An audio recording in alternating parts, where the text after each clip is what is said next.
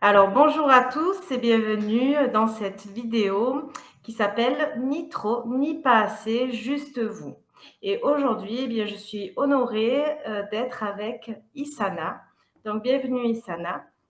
Merci pour ton accueil et aux personnes qui nous écoutent aussi, que je salue, à nos communautés respectives. Merci. Alors du coup, moi et Isana, ben, on a un point commun, c'est que on a cette envie profonde, eh bien, d'aider les gens à être pleinement eux. Donc justement, pour nos communautés respectives, je te propose, eh bien, de te présenter. Ni trop ni pas assez, juste vous, c'est le thème que nous abordons aujourd'hui. Alors, nous vous souhaitons encore la bienvenue, Blandine et moi. Et alors, je vais faire court parce que me présenter n'est pas toujours simple. J'ai une histoire qui est longue, qui est bien atypique. Alors, pour faire simple, je suis née au Cameroun. C'est aussi là où j'ai grandi. J'ai grandi dans des conditions vraiment compliquées parce que j'ai une mère qui m'a eue, elle avait 16 ans et que j'étais son aînée et qu'un peu plus de 10 ans plus tard, nous étions 7 à la maison. Donc, je m'occupais de tout le monde et personne ne s'occupait de moi. Donc, voilà un peu comment j'ai grandi. Et à l'âge de 13 ans, j'ai été meurtrie dans mon être, dans mon corps, et sans que personne ne s'en rende compte, alors que ma vie était profondément en danger, j'ai pris la décision de tout faire pour quitter cet endroit de l'impossible.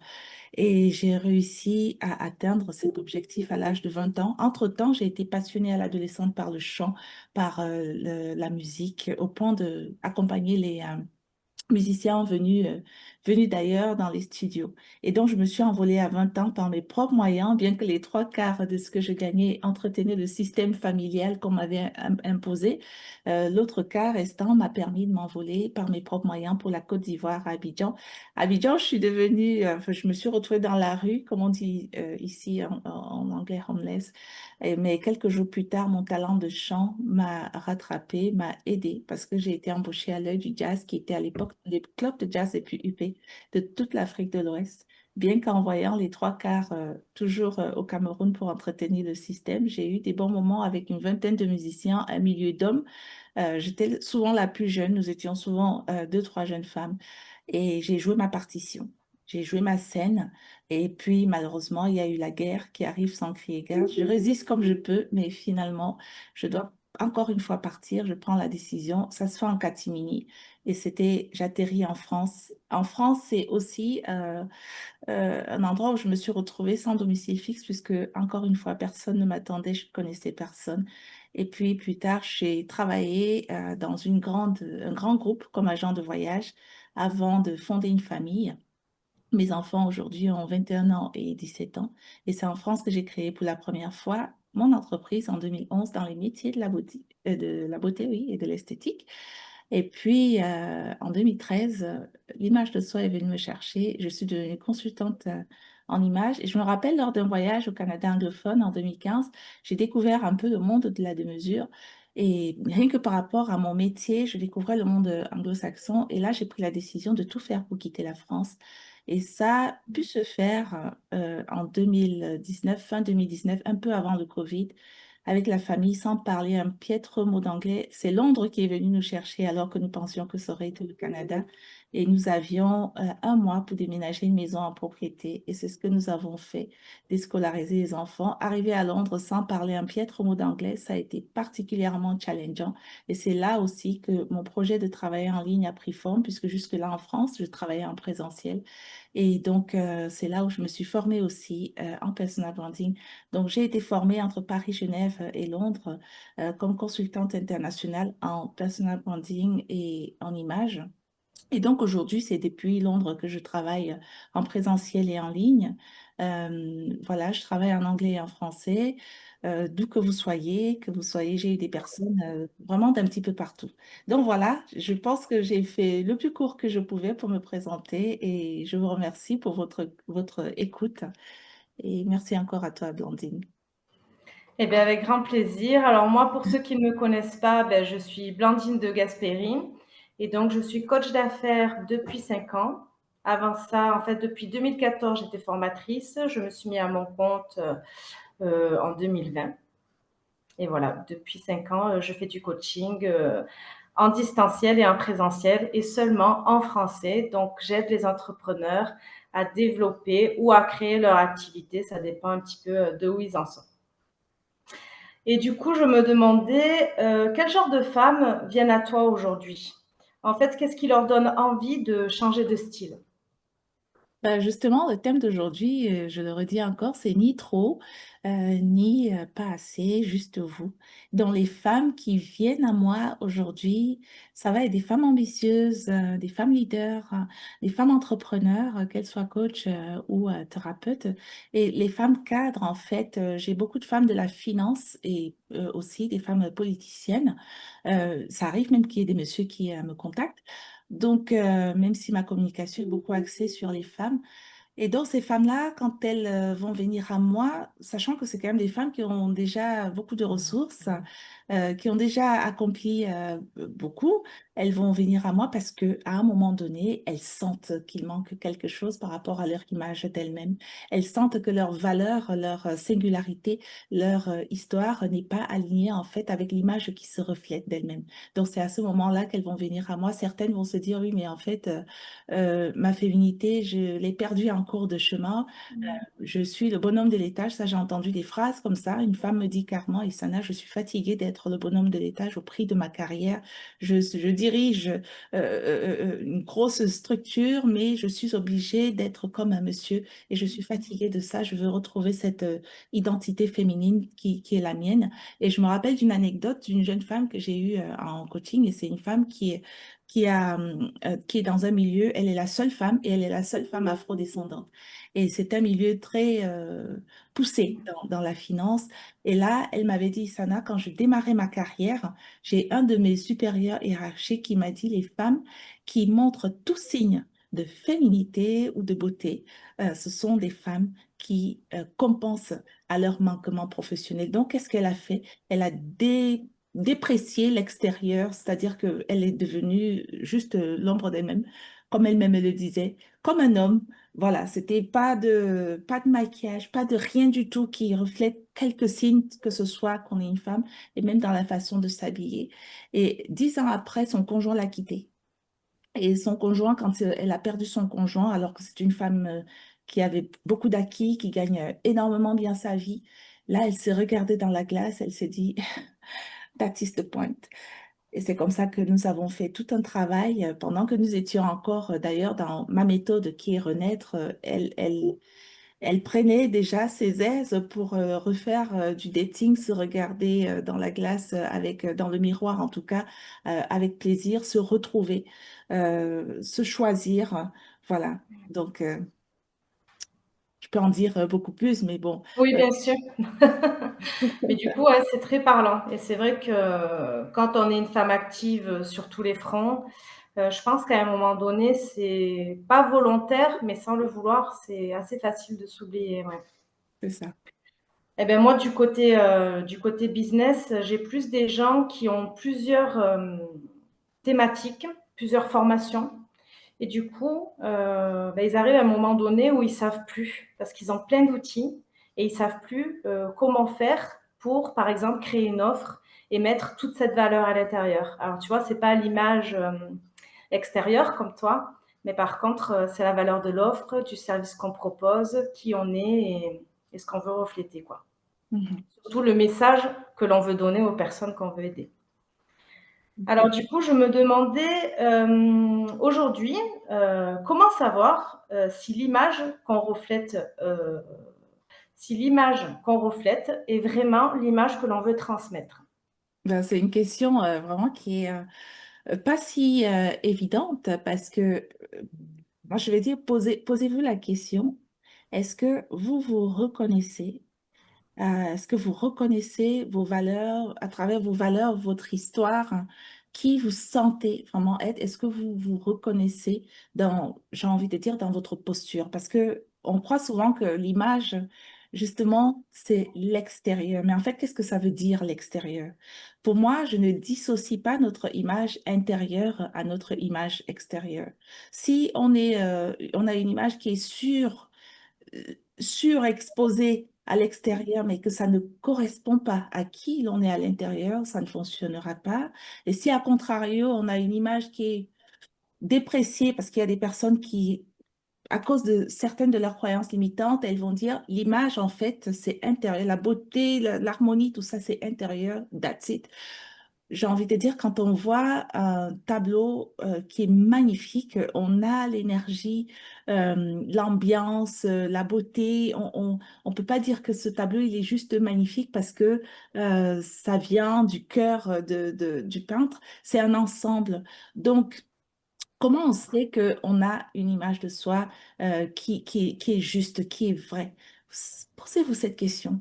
Est-ce que si je me mets, j'ai un exercice que je fais deux fois avec mes clientes, c'est si je me mets devant le miroir et que je me regarde, est-ce que ce que je vois raconte ma vérité, raconte mes valeurs, raconte mon histoire, raconte ma posture? Est-ce que ça correspond avec mon environnement personnel, professionnel? Est-ce que ça m'honore suffisamment? Est-ce que ça me respecte? Est-ce que je sens que là, je me choisis en fait? C'est ça. Donc, c'est tout un débat, mais je trouve que c'est se priver en fait de beaucoup, de penser que l'image c'est uniquement intérieur et que l'extérieur ne sera pas pris en considération. Moi, je vis à Londres, je vis à West London pour les personnes qui connaissent Londres, c'est l'ouest, l'est, mais tout ça c'est Londres, hein, le centre, voilà, peu importe. Mais je dis souvent, regardez la cour royale. Je vais prendre ça parce que c'est quand même la royauté. Et Mhm. ici, dans le Royaume-Uni, ça compte.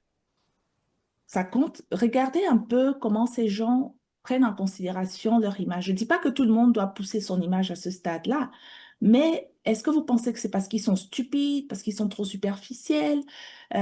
Posez-vous cette question que lorsque Barack Obama refaisait sa campagne, même la deuxième, et que l'image comptait, parce que l'image compte, est-ce que c'est parce qu'il n'a rien dans la tête, il est trop superficiel, c'est que extérieur, c'est un ensemble, c'est un va-et-vient, et l'un nourrit l'autre. Qu'est-ce que toi, tu en penses, Blandine?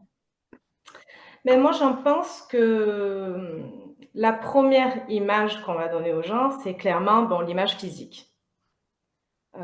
Ça, c'est certain. Du coup, je pense que c'est quand même important, suivant les situations, de prendre soin de soi et de se mettre en avant. Après, comme tu le dis si bien, il y a tout ce qui est intérieur.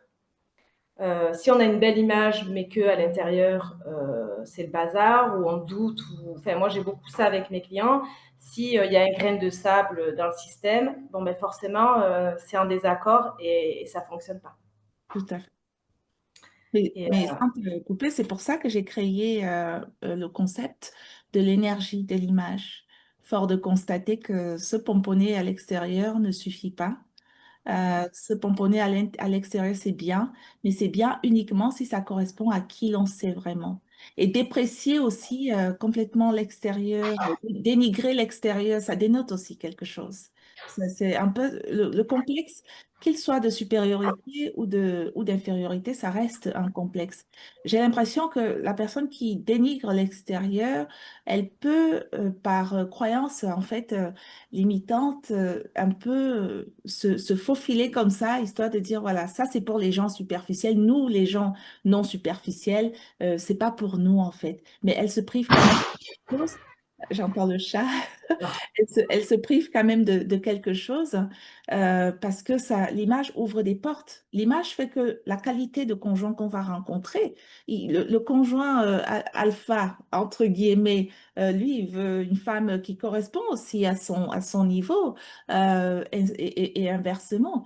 Donc, la posture qu'on va prendre, ça va impacter la carrière même qu'on va avoir. Vu des gens qui n'osent pas demander une augmentation parce qu'elles n'ont pas une belle appréciation, elles n'ont pas une belle estime de leur image d'elles-mêmes. Donc, elles en donnent trop, justement. Le thème, c'est ni trop ni pas assez. Elles en font beaucoup, beaucoup plus. Il y a ce côté de perfectionnisme qui camoufle.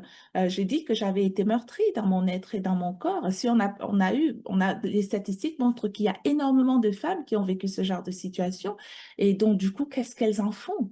il faut faire quelque chose. Ma foi, il faut déposer ses casseroles pour avoir une bonne image de soi, particulièrement une image de soi qui est alignée avec qui nous sommes. Il y a des endroits où on n'entrera même pas si on n'a pas une bonne image de soi. Donc, c'est à chacun de voir comment on veut s'honorer, comment on veut se choisir, comment on veut se dire, voilà, si on se dit, je suis ce diamant, mais il faut aussi, hein, on peut le polir aussi, ce diamant. Est-ce que pour autant, il n'est plus un diamant parce qu'on a osé le polir? Non, on peut être juste soi-même, en fait, tout simplement. Ah, mais je suis complètement d'accord avec toi. Et d'ailleurs, moi, dans mon expertise, j'ai souvent des personnes qui n'osent pas se mettre en photo, par exemple sur les réseaux sociaux, Ouais. parce qu'ils se disent oui, mais enfin, les gens, qu'est-ce qu'ils vont penser de moi? Ils vont penser que je suis quelqu'un de narcissique, que voilà, je veux me montrer. Bon, ils ont une mauvaise perception de la chose. Mais en fait, à un moment donné, il faut s'affirmer, tu vois. Comment tu prends soin de toi, comment tu te mets en valeur, comment tu assumes qu'aujourd'hui tu es entrepreneur, tu vois, ça rejoint un peu ce que tu dis, comment tu t'honores. Parce que si tu veux développer ton activité et que tu n'oses pas te mettre en avant, enfin, pour moi en tout cas c'est un problème, ça c'est sûr. C'est se priver de beaucoup et c'est même pire que ça. Moi, je dis souvent que c'est même de l'égoïsme puisque moi, je traite de la question de personal branding qui forcément va avec la visibilité pour les femmes, notamment entrepreneurs et même les femmes cadres. Et en fait, on prive les autres de nos talents. On prive les personnes qui auraient pu profiter de notre expertise parce qu'on est tellement par rapport à l'ego, à nourrir notre ego, à dire qu'est-ce que les autres vont penser, que on ne pense qu'à notre personne en fait. Et je vais compléter ce que tu disais avec les trois plus grandes peurs. Si on demande à la plupart des gens de quoi avez-vous peur, la plupart dans les statistiques, la plupart des personnes vont dire j'ai peur de la mort. Donc ok, c'est normal, tout le monde a peur de la mort. Du moment où on reste pas dans cette peur tout le temps, ok. Maintenant, il y a la peur, la deuxième, c'est la peur de la prise de parole en public, donc la peur de se montrer, la peur d'être visible, la peur. Et qu'est-ce qui engendre ça? C'est la troisième peur, plus grosse peur, qui est la peur du regard de l'autre. C'est-à-dire que le regard de l'autre est tellement important qu'on en perd pied, en fait. Et moi, j'ai envie de dire, mais en fait, quel est le regard que vous avez sur vous-même? Et c'est là où l'image de soi prend toute son importance, parce que si ça fonctionne tel que moi je le transmets, aux personnes que j'accompagne. C'est pas pour rien que plus de 98% d'entre elles disent se sentir femmes et avoir davantage confiance en elles. C'est que le regard de l'autre, vous allez vous en détacher tout en le respectant parce que on respecte aussi les codes de son environnement, mais avec sa personnalité, avec son histoire. En personal branding, il y a un des points qui est hyper important, c'est votre storytelling. Votre storytelling, c'est ça en fait, qui est ce que vous avez à offrir. Vous n'êtes pas obligé d'entrer dans les détails, vous n'êtes pas obligé d'aller fouiller. Voilà. Moi, j'ai une histoire, comme je vous ai dit, qui est très, très, très dense. J'ai mentionné en début de cette masterclass un petit peu parce que ça fait partie de mon storytelling. C'est de se dire, vous méritez, vous avez le droit de prendre votre place parce que de toute façon, la mienne est prise par moi, celle de Blandine et ainsi de suite. Prenez votre place. Et du coup, ben, j'allais en venir à te poser la question, justement, quel impact tu observes ben, chez les personnes que tu accompagnes? Oui, ouais, tu as des questions que j'aime beaucoup, beaucoup parce que je pense que je l'ai dit même en cours, en partie, c'est-à-dire que les femmes avec qui je travaille, elles vont en fait se retrouver dans leur identité féminine. Euh, j'ai souvent je me sens femme. J'ai davantage confiance en moi. Certaines vont me dire, je reçois de plus en plus de compliments et je sais que ça se voit. J'ai eu des femmes qui m'ont dit, mon conjoint m'a redemandé en mariage. Donc c'est quand même pas rien. C'est la relation qu'on a avec soi-même. Cette relation qu'on a avec soi-même, quand elle est juste avec soi, elle est juste aussi, ça facilite la justesse aussi avec l'autre, que ce soit dans notre vie personnelle ou dans notre vie professionnelle. Parce que c'est vraiment une question de posture, de voix. C'est spirituel. Voilà. Pour moi qui suis petite fille de chaman, sans vouloir euh, donner l'impression d'être New Age. Moi, je suis née au Cameroun et je suis originaire des pays des montagnes et des cerisiers de là-bas. Et ma grand-mère était chamane d'une lignée multigénérationnelle d'hommes, donc c'était la seule femme. Et à sa naissance, d'ailleurs, elle m'a choisi comme son héritière. Et j'ai rejeté cet héritage-là toute ma vie jusqu'à que je puisse travailler sur moi, m'accepter. Et l'image de soi, pour moi, ça a été mon épiphanie. J'ai envie de dire même Eureka, comme dit Archimède. Et c'est ce que j'apporte aussi, malgré mes certifications qui sont nombreuses, hein, parce que je suis hautement formée, je me forme régulièrement depuis plus de 10 ans. J'ai toujours des mentors. Au départ, c'était uniquement en français. Aujourd'hui, c'est en français et en anglais parce que pour moi, la formation est importante. Donc non, ce n'est pas ni superficiel ni nué. Je ne veux même pas citer certains mentors que j'ai eus. C'est des gens top, top, top. Donc, je respecte leur travail et je ne m'arrêterai pas de me former. Et c'est tout ça, en fait, que j'apporte pour que ces femmes-là puissent dire ce qu'elles disent et le vivre surtout. Parce que le dire, c'est une chose, mais et certaines m'ont fait des témoignages sur des réseaux sociaux, vidéo, écrits. Si vous allez sur ma page de témoignages, et je pense pas toujours à demander, des fois c'est elles qui disent, ah, mais on peut te faire un témoignage. Donc, c'est pour dire, si je demandais systématiquement. Voilà. Eh bien, écoute, merci pour toute cette valeur. Et du coup, je voulais savoir aujourd'hui, quelles petites actions simples tu pourrais déjà donner pour qu'on puisse faire la différence eh ben, dans l'image que l'on renvoie aux autres. Mhm. Ça, that is the question. J'ai envie de dire que d'abord, l'image de soi, c'est celle qu'on se renvoie d'abord à soi-même. Parce que c'est ce que on est capable de se donner et de s'offrir qu'on va pouvoir donner et offrir aux autres. Si on rayonne pour soi-même, c'est ce rayonnement-là qui va impacter l'autre. Que ce soit dans notre carrière, avec nos collègues, que ce soit dans nos business, avec nos collaborateurs, nos partenaires, que ce soit pour nos enfants en tant que maman, si nous avons, que ce soit des filles. Moi, j'ai un garçon qui a 21 ans et une fille qui a 17 ans.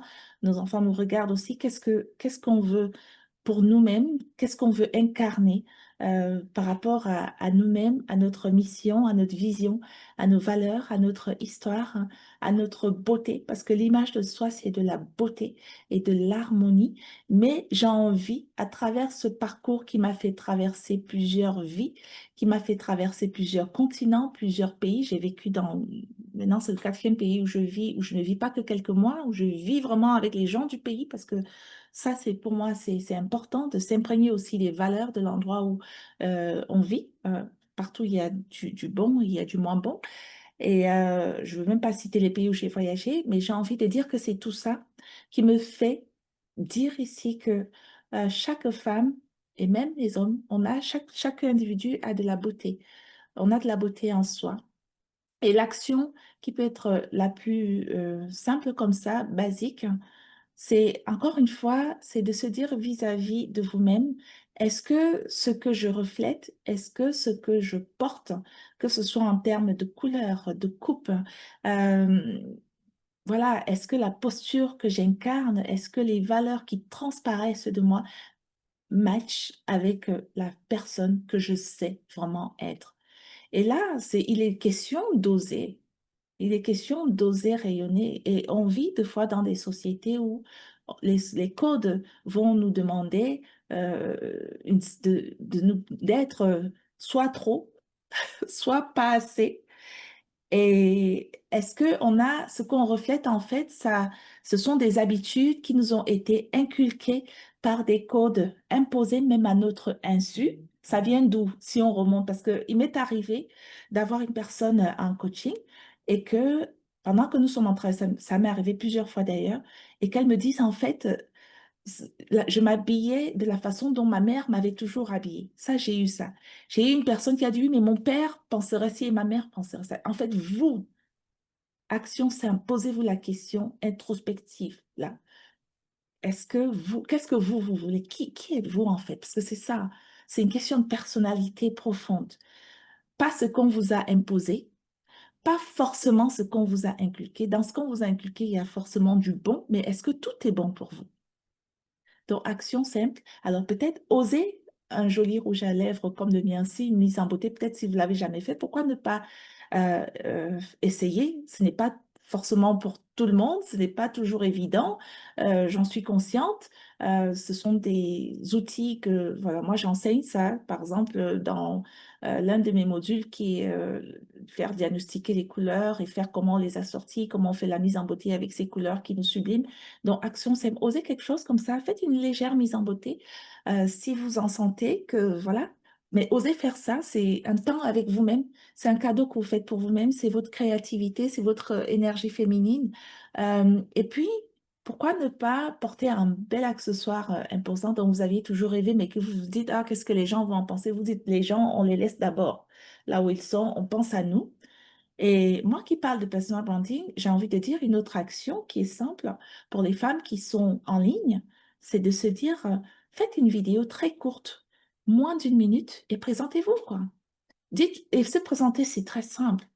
Voici qui je suis, voici ce que je fais, voici à qui je m'adresse et voici les bénéfices de ce que je fais.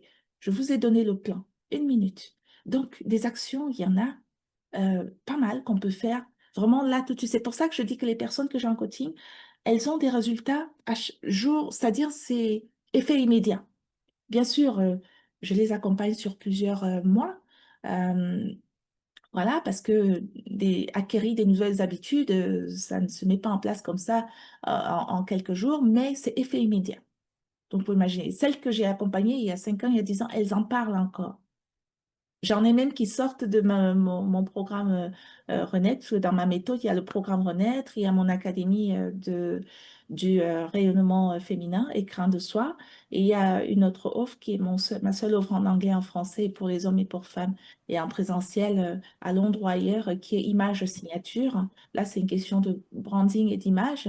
Donc, mais c'est toujours avec ma méthode Renaître. Donc, c'est un petit peu ça, quoi voyez? Et là, on a des résultats qui sont durables. Et j'ai des gens, des fois, qui finissent, qui partent sur une offre, qui sortent de mon programme Renet et qui me disent, voilà, je veux venir à Londres pour qu'on fasse un shooting photo, qu'on choisisse des tenues, qu'on fasse ci, ça. J'en ai eu aussi. Et une personne qui m'a beaucoup marqué, c'est une femme qui a quitté Mayotte. Donc, quitter Mayotte, arriver à Paris, quitter Paris, arriver à Londres. Mais bon, j'ai des personnes des quatre coins du monde, donc il n'y a vraiment pas de limite géographique. Et oui, parce que du coup, au début, on n'ose pas. Et finalement, quand on ose et qu'on voit les résultats, eh bien, on a envie de plus, de plus, de plus. Enfin, moi, en tout cas, c'est ce que je constate. Les gens, au début, ils se disent, oh là là, je ne vais pas me montrer sur les réseaux.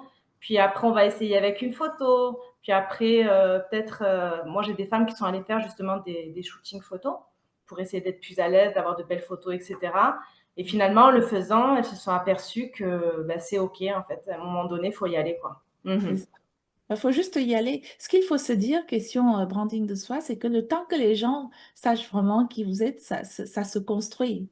Ouais. Et puis la question de visibilité, c'est beaucoup avec les algorithmes, le temps que le monde entier tombe dessus, faut le construire tout ça. Donc, allez-y, allez-y, et puis au fur et à mesure, améliorer. On peut le faire, vous pouvez choisir de le faire seul ou aussi accompagner. Vous savez, se faire accompagner. Moi, je ne peux pas être devant vous. Je pense que vous pouvez bien le voir que c'est un parcours où je me suis toujours fait accompagner. Pourtant, j'ai énormément de ressources aussi par rapport à ce parcours qui m'a fait faire l'université de la vie et du terrain, comme j'ai dit souvent, et que ça ne m'a pas empêché de me former hautement, mais que je continue parce que avec des personnes qui ont déjà fait le chemin, on va, au lieu de faire le chemin en 5 ans ou en 10 ans ou jamais, on va le faire rapidement, en quelques mois ou, voilà, ou en 2 ans, enfin, peu importe quoi. On peut le faire Et en en plus, la valeur de l'accompagnement, c'est surtout parce que effectivement, les informations aujourd'hui, on les a partout. Je veux dire, celui qui a envie de faire tout seul, il peut le faire tout seul. Mais c'est surtout d'avoir quelqu'un qui a un regard extérieur, qui va voir ce que nous-mêmes, on ne voit pas parce qu'on est le résultat justement ben, de notre éducation, de ce qu'on a pu nous dire, etc. Et si on n'a pas quelqu'un justement pour nous aider à nous remettre en question et avancer, enfin, moi, personnellement, je me fais souvent accompagner. Et pour moi, c'est vraiment ça qui fait la différence, hein. Moi, oui, je comprends ce que tu dis. Tu sais, quand j'ai créé mon entreprise en 2011, j'étais uniquement dans ma passion. Et je croyais Mm. en fait qu'il suffit je me suis formée pendant des années. J'ai fait 3 ans dans une école à Paris. J'ai fait des certifications à gauche avec la coach en image de France Télévisions, puis à Genève. Puis je me suis tellement formée que mes proches m'ont dit, arrête de te former. Mais je n'avais pas de stratégie. C'est quelque chose, je me suis formée en 2020 parce que je me disais que je pouvais faire seule. Je ne savais même pas qu'il y avait des... Parce que, bon, je vivais en France, j'ai vécu 20 ans en France, j'ai vécu 2 ans à Abidjan. Aujourd'hui, ça fait 5 ans que je vis, 6 ans même maintenant que je vis à Londres avec la famille. L'anglais, voilà, comme je l'ai dit au début, ça a été réglé maintenant. Mais voilà, ce que je veux dire, c'est que euh, seul, est-ce qu'on peut vraiment le faire seul parce qu'il y a l'information? L'information a toujours été là, hein, est-ce qu'on peut vraiment le faire seul? On peut faire des premiers pas seul, bien entendu. Moi, il a fallu que je me forme hautement pour pouvoir avoir des stratégies qui matchent avec la femme que je suis. Parce que, voilà, moi, je suis une personne très holistique et c'est ça aussi que j'ai envie de transmettre. Mais il faut une stratégie, on implémente rapidement avec des personnes qui ont fait le parcours, qui ont fait le chemin, qui sont des mentors, qui sont des coachs. C'est pas juste. Complètement. Et c'est là où on a besoin d'un guide, justement. C'est dans Exact. l'implémentation pour dire, bon, ok, là, je suis en train de faire ça. Est-ce que c'est bon? Est-ce que c'est pas bon? Est-ce que c'est ok avec qui je suis? Est-ce que c'est ok avec ce que je veux transmettre? Et refléter, du coup. Parce que toi, tu es beaucoup dans l'image. Donc, C'est ça, exactement. voilà. Donc, du coup, est-ce que tu veux me dire un mot de la fin avant qu'on termine cette vidéo? Alors, avant de dire le mot de la fin, Blandine, je vais partager mon écran et partager 2, 3 slides avec les personnes qui nous écoutent. Je pense que là, c'est visible. Donc là, ce sont mes coordonnées et pour les personnes qui seront, puisque nous allons mutuellement partager, les coordonnées de Blandine, je vous mettrai dans le descriptif en lien. Donc là, vous avez mon WhatsApp. Et en dehors de mes coordonnées, il faut que je revienne en arrière. Je voulais vous partager 2 femmes parmi d'autres avec lesquelles j'ai travaillé. Donc, je vais commencer par la première, hein. Donc, ça, c'est Isabelle, qui est chef d'entreprise justement en Guadeloupe, comme vous pouvez le voir. Elle dit, pour moi, c'est vraiment un programme, puisqu'elle a suivi mon programme Renaître. Elle dit, c'est un programme très complet qui m'a permis de grandir à travers mon image. Aujourd'hui, je me sens femme, je me sens belle et je sais que ça se voit. Je reçois de plus en plus de compliments. Donc, ça, c'est un peu ce que je disais. Et là, c'est Muriel qui, elle m'a écoutée à une conférence en présentiel en France et je représentais le club de businesswomen à Chantilly et elle était membre. Et pour pitcher, en moins d'une minute, elle perdait les 3 quarts de ce qu'elle avait à dire, comme ça arrive à beaucoup de femmes. Et donc, elle a rejoint Renaître et pendant que nous étions encore dans Renaître, elle pouvait faire ses pitchs. Et en plus, Muriel qui achetait les robes 3 par 3 parce qu'elle disait qu'elle n'a pas une silhouette à robe et qu'elle n'oserait jamais porter de robe, elle a fait organiser une conférence alors qu'elle ne pouvait même pas prendre la parole en public, une conférence où j'étais au premier rang puisque j'y étais. Elle portait une robe audacieuse, elle pouvait prendre sa place sans attendre la validation de qui que ce soit. Donc, sans être ni trop ni pas assez, être juste elle-même. Donc, c'est un peu ça que je voulais partager. Et je terminerai, avant de donner le mot de la fin, par mes coordonnées. Non, mes coordonnées, je les ai affichées autant pour moi, par ce cadeau que j'ai prévu pour vous. Ça, c'est si vous en sentez l'appel, que vous tombez sur cette masterclass et que vous avez envie de faire le point avec moi. En général, j'offre 15 minutes dans mes réseaux sociaux de premier contact avec moi, mais là, pour le coup, dans le cadre de cette masterclass, je mets 30 minutes. C'est d'une valeur de 150 euros. On sait très bien que le temps d'une personne, c'est précieux. Si vous voulez en faire bon usage de ce temps-là que je vous offre pour avoir avec moi 30 minutes de clarté par rapport à votre image, votre branding, bon, ben, vous scannez ce QR code, vous tomberez sur le lien et vous bookez tout. en ligne, tout est facile là, tout est simple. Donc, et pour le mot de la fin, j'ai envie de dire, de parler des travaux du professeur Albert Mérabien dans la rencontre avec l'autre. Voilà, c'est par rapport à la première impression qu'on peut faire à l'autre. J'ai envie de vous dire que c'est vraiment compliqué quand on n'a pas fait une bonne première impression à l'autre de pouvoir rattraper. Et dans les travaux du professeur Albert Merabian, euh, il dit que dans la rencontre avec l'autre, faire une bonne première impression impacte à 7% pour ce qu'on a à dire. Ce qu'on a à dire, c'est ce que nous sommes en train de faire là. Pourtant, on l'a préparé, on est formé, on a certains ont des masters, des doctorats, des certifications à outrance. Nous sommes certifiés dans ce que nous faisons. C'est 7% dans la rencontre avec l'autre. Alors après, il y a 38%. C'est votre voix, l'accent, comment vous la posez, comment vous articulez. 38%. Déjà, ça commence à être pas mal. Et les autres 55%, en fait, c'est quoi? Je vous laisse deviner, comme on dit ici, guess. Eh bien, c'est votre image. Votre image, elle parle pour vous avant même que vous n'ayez le temps de dire quoi que ce soit. C'est votre première carte de visite. Donc, de dire que c'est secondaire, c'est en fait vous mettre vous privez de vous-même, parce qu'il s'agit de vous, en fait. Donc ça, c'est mon mot de la fin. J'ai eu des personnes qui m'ont dit, Sana, pourquoi tu te prends la tête à travailler en français? Pourquoi les francophones? Parce que je vais vous dire une chose, et c'est pas pour indexer ou pour frustrer qui que ce soit, c'est un métier qui existe depuis plus de 100 ans dans le monde anglo-saxon et seulement depuis plus de 30 ans dans le monde francophone. Donc, on a encore un petit peu de chemin et il y a plusieurs personnes, y compris moi, qui faisons un bon travail. Moi, je me dis, c'est à nous, francophones, de faire les choses pour nous. Donc, c'est pour ça, c'est ma réponse. Et j'espère que, je souhaite, c'est même pas j'espère, je souhaite que vous puissiez euh, être impacté, touché dans votre cœur de ce travail que je fais. Et le cas échéant, je vous retrouve de l'autre côté, vous avez mes liens. Voilà, pour mon mot de la fin. Et je veux aussi te témoigner ma gratitude à toi, Blandine. Euh, voilà, pour que nous ayons pu faire ça ensemble. Euh, voilà. Eh bien, écoute, je te remercie. Oui, dans les liens, je mettrai une petite masterclass de 15 minutes offerte. Voilà, les personnes peuvent déposer leur email et recevoir donc la vidéo et également voir des témoignages clients s'ils ont envie de rentrer en contact avec moi. En tout cas, je te remercie pour toute cette richesse que tu as apportée. Et voilà, et j'espère que beaucoup de femmes seront inspirées par ton énergie et ton message. Et pour le mot de la fin, eh bien, je dirais aux gens qui nous regardent, eh bien, osez être vous.